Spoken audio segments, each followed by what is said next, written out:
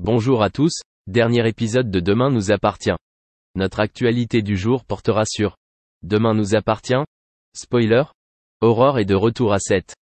William est tendu sur TF1.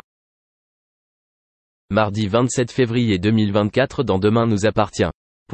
Soupçonné du meurtre d'Alban, Jordan a été arrêté et rien ne semblait blanchir son nom.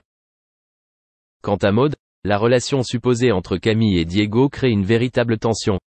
William se prépara enfin à aller retrouver Aurore. William était à la fois heureux et inquiet du retour d'Aurore. Il voulait faire bonne impression, mais malheureusement il n'a pas pu mettre la main sur la chemise bleue qu'il avait mise de côté pour l'accueillir.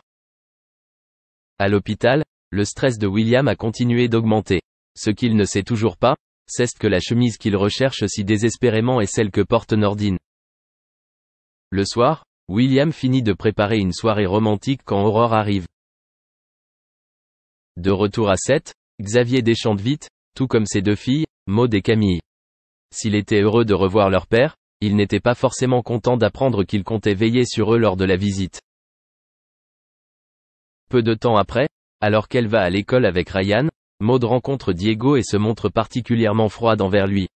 Ne comprenant pas cette réaction, ce dernier scène est confié à Ryan, qui lui a rappelé que, en tout cas, il semblait apprécier Camille. À la cave, Diego rencontre secrètement Camille. Le soir, pendant que Xavier prépare le repas, Camille raconte à Maud qu'elle a parlé d'elle à Diego. À ce moment-là, elle reçut un SMS qui la fit sourire. Maud tente alors de savoir si la personne qui envoie le message est Diego ou non. Merci d'avoir regardé et à la prochaine vidéo. N'oubliez pas de vous abonner à notre chaîne. En attendant, dites-nous ce que vous en pensez dans la section commentaires ci-dessous. C'est ça. Elle m'avait adressé et c'est vrai que le diagnostic était sans appel, je n'allais plus chanter. Et alors qu'elle pensait n'avoir plus aucun espoir, un autre médecin allait la sauver. En effet, Hélène Ségara a rencontré un autre spécialiste, Jean Abitbol. L'intéressé a permis à la chanteuse de sortir de cette période difficile grâce à une méthode innovante. Un médecin français, nommé Jean Abitbol, m'a dit à l'époque moi j'ai entendu parler d'une nouvelle méthode au laser, j'ai envie d'innover ça sur toi et vu que tu n'as plus rien à perdre.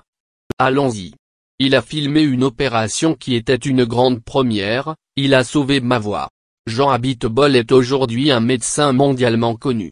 Passionné depuis 1979 par la recherche vocale et l'anthropologie de la voix humaine, il a notamment développé des techniques phonochirurgicales. Mais ce n'est pas tout, il a également fait des découvertes sur l'appareil laryngé humain. Pionnier de la chirurgie laser des cordes vocales, il a fait 17 films pour laryngologues et plus de 300 articles et chapitres. Il est également connu pour avoir suivi Céline Dion plusieurs fois durant sa carrière. D'ailleurs, il y a quelques années, alors que tout le monde disait que Céline Dion n'allait plus chanter, il a dit le contraire.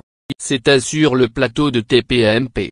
Jean Abitbol a alors dit, non seulement sa voix va revenir, mais ensuite, elle va nous étonner tous. Il s'est également occupé des cordes vocales d'autres personnalités, telles que Garou, Charles Aznavour ou Isabelle Boulay pour ne citer que. On peut le dire, Hélène Ségara a eu beaucoup de chance de tomber sur lui à l'époque. Si aujourd'hui, sa voix va très bien, Hélène Ségara a un autre problème. En effet, depuis plusieurs années, elle se bat contre la maladie.